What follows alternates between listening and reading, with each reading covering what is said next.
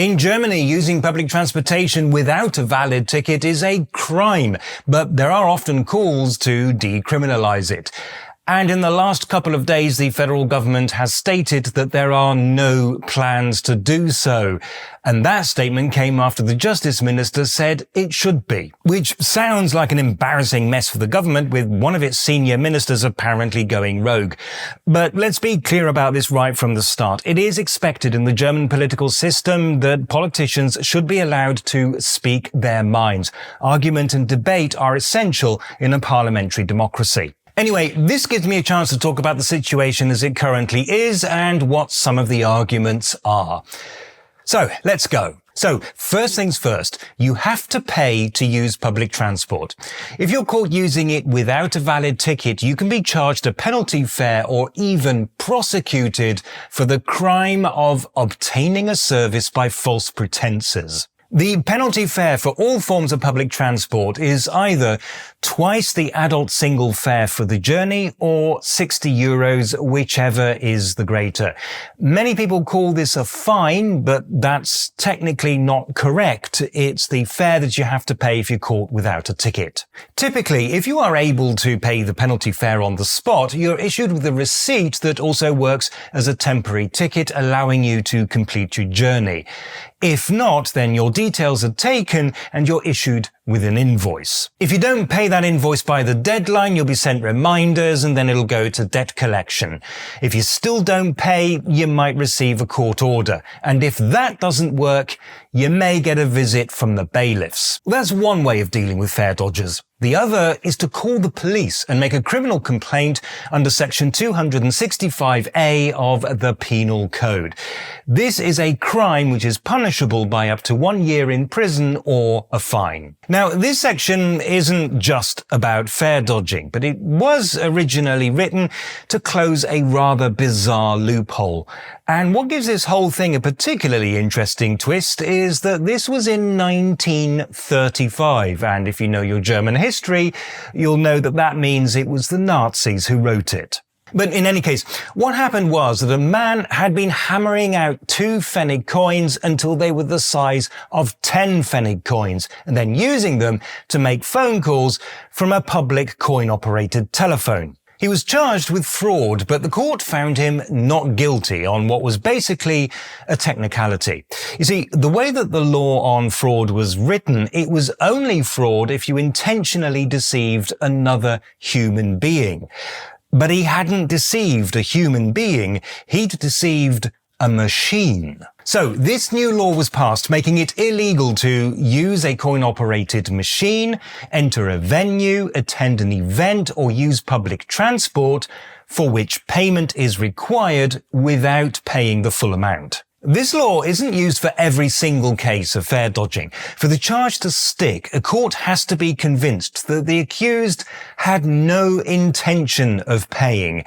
In other words, that there's no reasonable doubt that it wasn't just a simple mistake. And in Germany, it's very easy to make a simple mistake. At German stations, there are no ticket gates, which means that it's very easy to get on a train you shouldn't be on, even if you have dropped your ticket or had it stolen or, for that matter, got confused at the ticket machine and bought entirely the wrong ticket. In some, but not all, German cities, some, but not all, types of paper ticket have to be validated before use by inserting them into a validation machine that prints a timestamp on them.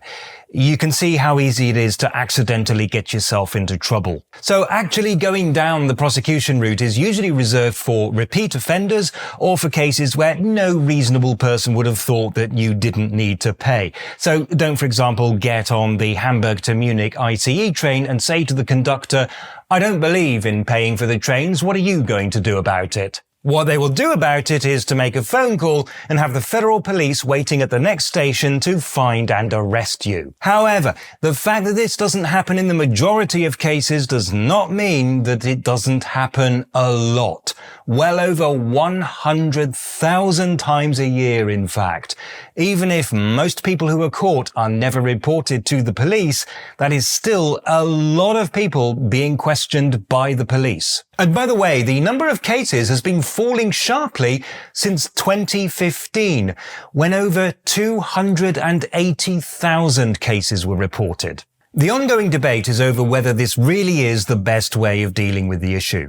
The memberships of the Green and Left parties, for example, don't think that it is and have often argued for the law to be changed. Which brings us to Justice Minister Stefanie Hübich. And it might also be helpful to remember that at the moment, Germany is ruled by a grand coalition, with the Conservative Union as the senior coalition partner and the rather more liberal SPD as the junior partner. And Hübich is a member of the SPD. She gave her views not in an official speech or anything, but in an interview with a newspaper. And she stated them not as government policy, but as her personal opinion. Her point was that prosecuting fare dodgers ties up resources that could be better spent elsewhere. This is one of the biggest arguments in favour of decriminalising it.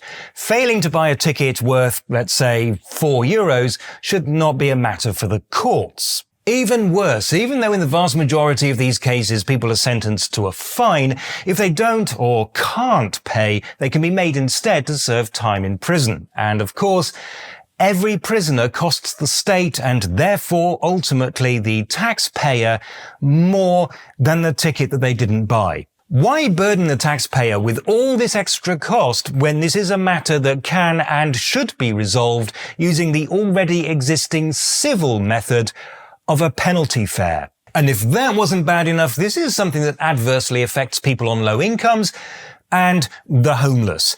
People who literally cannot afford the cost of public transport but still need to use it. Think of somebody, for example, who has been unemployed for a little bit and is trying to get by on welfare payments. But in order to comply with the conditions for receiving welfare payments, and because they are actually looking for a job, they have to go from job interview to job interview to job interview. If they can't afford to drive and it's too far to walk or cycle, and who wants to turn up at a job interview soaked in rain and mud, and they don't have any money left over for public transport, what benefit is it to society to imprison them? However, the senior partner in the governing coalition, the union, has let it be known that as long as they're setting the agenda, fare dodging will not be decriminalized. Their position is quite simple. Fare dodging deprives transport companies of income.